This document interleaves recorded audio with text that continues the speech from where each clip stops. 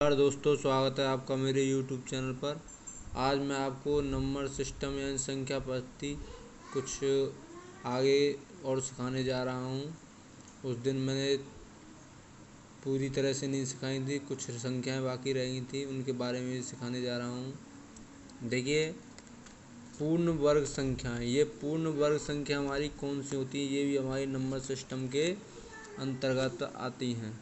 तो ये पूर्ण वर्ग संख्याएं कौन सी होती हैं? पूर्ण वर्ग संख्याएं, पूर्ण वर्ग संख्याएं वे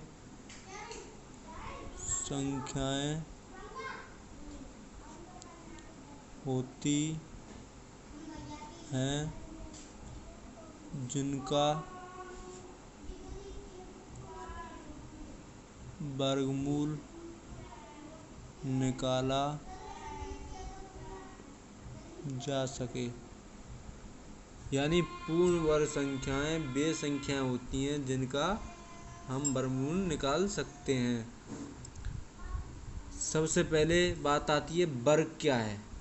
वर्ग क्या है, यानी वर्ग क्या है? वर्ग आप सभी जानते ही हैं, जैसे 2 का स्क्वायर यानी 2 गुणा 2, तो ये वर्ग ही तो है, बराबर 4।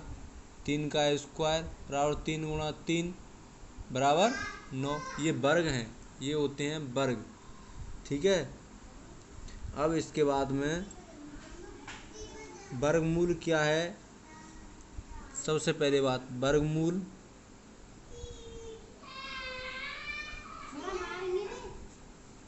वह होता है जिसे हम अंडर रूट में लिखते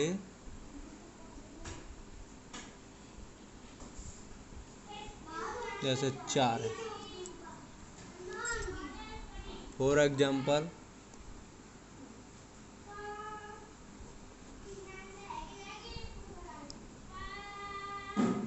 4, तो इसका हम जब वर्गमूल निकालेंगे 2 गुणा 2 बराबर कितना आ गया? 2। ऐसे ही अब मान लीजिए 9 है, तो 9 का निकालें 3 गुणा 3 बराबर 3 आ गया। 25 है, 25 का निकालेंगे 5 गुणा 5 बराबर 5 आ गया। ऐसे ही 36 है, 6 गुणा 6 बराबर 6। तो आप समझ पा रहे होंगे कि वर्गमूल क्या होता है और हम वर्गमूल कैसे निकालते हैं। तो पूर्ण संख्याओं के बारे में आपको समझ में आ रहा होगा, मैं आशा करता हूँ।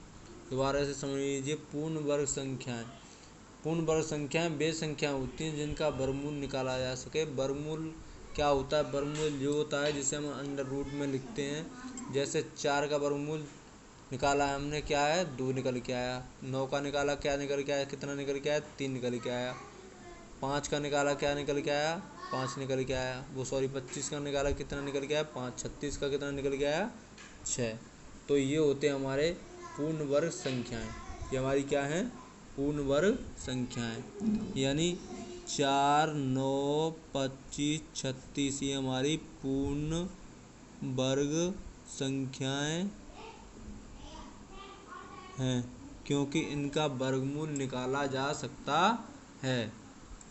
और जिसका वर्गमूल नहीं निकाला जा सकता वो हमारी पूर्ण वर्ग संख्या नहीं है। अब जैसे मान लीजिए √13, तो अंदर √13 ये इसका कोई वर्गमूल नहीं है, इसका वर्गमूल नहीं निकाला जा सकता है, तो ये पूर्ण वर्ग संख्या नहीं है।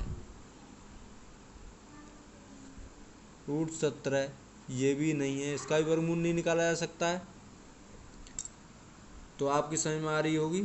अब मेरे पास ब्लैक बोर्ड तो है नहीं आपको पढ़ाने के लिए, मैं तो केवल कॉपी पर ही पढ़ा रहा हूँ। फिर भी पूरी कोशिश कर रहा हूँ कि आपके जो है दिमाग में बेहतर तरीके से बैठ जाए मेरी पढ़ाई हुई एक एक बात। अब देखिए आगे, क्रमागत सम संख्याएं।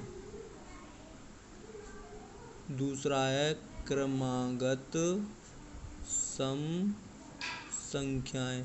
ध्यान पूर्वक समझोगे तो सब कुछ आसान है भैया, और ध्यान पूर्वक नहीं समझोगे तो सब कुछ कठिन है। तो आप जानते ही हैं, जो संख्याएं 2 से पूर्णतः यानी पूरी तरह से विभाजित हो जाएं, उसे हम क्या कहते हैं? सम संख्या कहते हैं।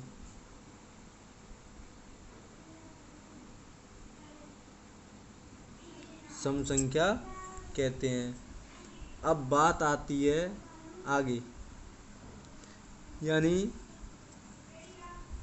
क्रमागत। यहाँ पर क्रमागत की बात हुई गई है, यानी क्रमागत का मतलब होता है क्रम से आगे की ओर। यानी जब हम इसका संधि विच्छेद करेंगे तो इसका संधि विच्छेद क्रमागत का क्या बैठेगा? क्रम प्लस आगत, यानी क्रम प्लस आगत, यानी क्रम से आगे की ओर, यानी क्रमागत सम संख्याएं होती हैं भैया।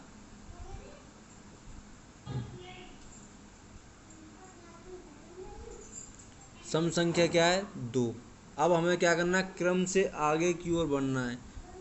तो 2 के बाद 4 भी सम संख्या है, 6 भी सम संख्या है, 8 भी सम संख्या है, 10 भी सम संख्या है, 12 भी सम संख्या है, dot dot dot dot dot, यहाँ जितनी बार भी हमारी सम संख्याएं होती हैं उन्हें हम क्रम से आगे क्रमानुसार लिखते जाते हैं। जैसे मैंने अभी आपको ये बताया, यही होती है क्रमागत सम संख्याएं। अब देखिए भैया नंबर 3 पर क्रमागत विषम संख्याएं। अब ये क्रमागत विषम संख्याएं क्या होती है? फिर वही बात आ रही है भैया। विषम संख्या हमने आपको पिछली वीडियो में बताया था, 1 3 5 7 9 यानी 2 से पूर्णतः विभाजित नहीं होती है, वो क्या होती है? विषम संख्या, यानी ऑड नंबर होती है जो 2 से पूर्णतः विभाजित हो जाती है, वो हमारी इवन नंबर होती है, यानी सम संख्या होती है, बताया था। तो विषम संख्या हमारी क्या होगी?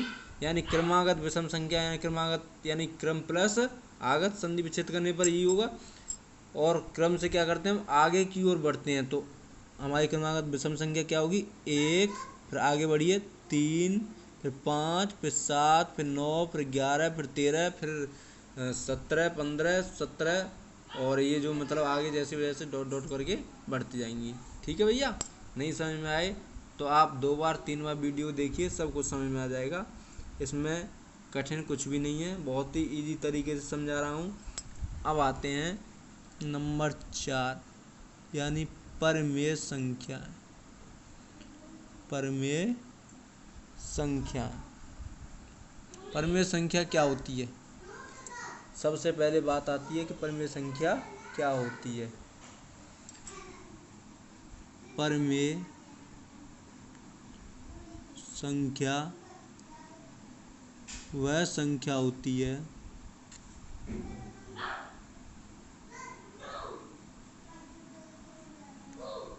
जिसे हम P/Q के रूप में लिखते हैं।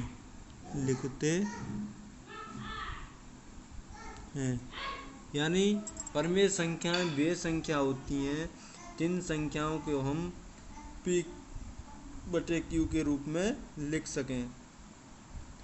अब मान लीजिए परमेय संख्या 1 2 3 4 5 कितनी भी संख्या ले जाइए। अब अगर इसके नीचे हम बटे लगा देंगे, बटे हम कुछ भी लगा सकते हैं, 1 लगा दीजिए, चलो 1, इसके नीचे भी 1, इसके नीचे भी 1, इसके नीचे भी 1, इसके नीचे भी 1, तो ये क्या होगा? ये हमारी परमेय संख्या होगी। क्या होगा भैया? परमेय संख्या हो गई। अब बात आती है दोस्तों, आशा करता हूँ आपकी समझ में आ रही होगी, अपरमेय संख्या नंबर 5, अपरमेय संख्या। तो ये अपरिमेय संख्या क्या होती है भैया? वे संख्याएं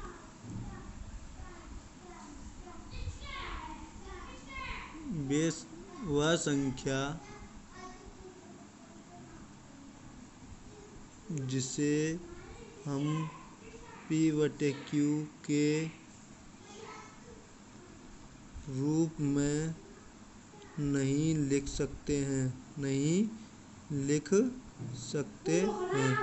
वो हमारी क्या होती है?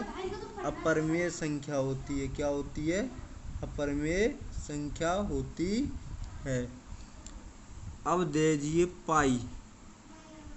पाई जो है, पाई क्या है? पाई एक अपरिमेय संख्या है।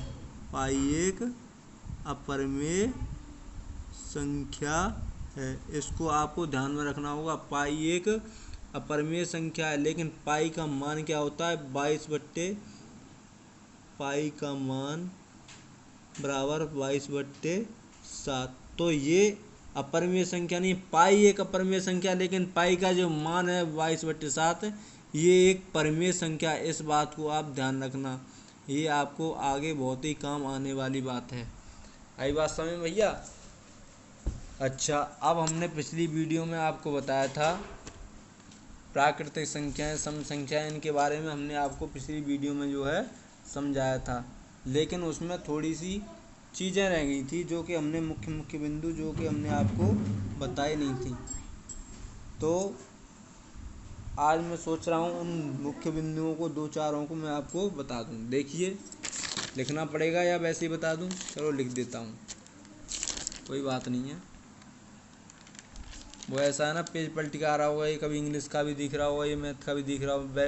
वीडियो मैथ की बना रहा हूँ, लेकिन इधर देखता हूँ तो इंग्लिश का ये पेज पलट जाता। मैं इसी कॉपी में वीडियो बनाता जा रहा हूँ ना, तो इसी तरह से इसमें लिखा हुआ है, ऐसा कुछ नहीं है। तो मुख्य बिंदु नंबर 1 देखिए, जो कि आपको ध्यान रखने योग्य बातें हैं।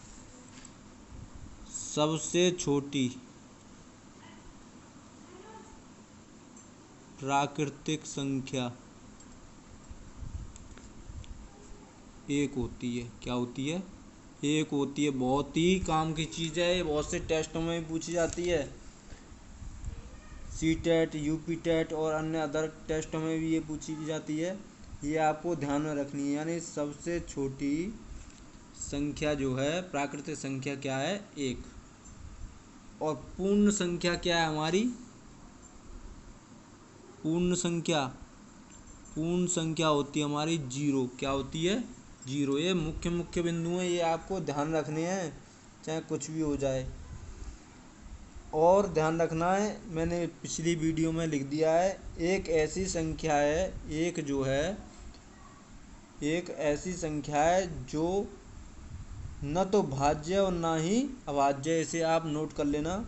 और सबसे छोटी अभाज्य संख्या क्या है? 2 है। यानी सबसे, इसको भी लिखना ही पड़ेगा, सबसे छोटी अभाज्य संख्या 2 है। नंबर 4, और सबसे छोटी भाज्य संख्या, सबसे छोटी भाज्य संख्या 4 है। क्या है? 4 है। और एक ऐसी संख्या है, वो है 2, जो कि आपकी सम भी है और अभाज्य भी है। सम प्लस अभाज्य दोनों हैं। तो दोस्तों, आशा करता हूँ वीडियो आपको बहुत पसंद आई होगी। वीडियो पसंद आए तो लाइक करें, शेयर करें, कमेंट करें, सब्सक्राइब करना ना भूलें।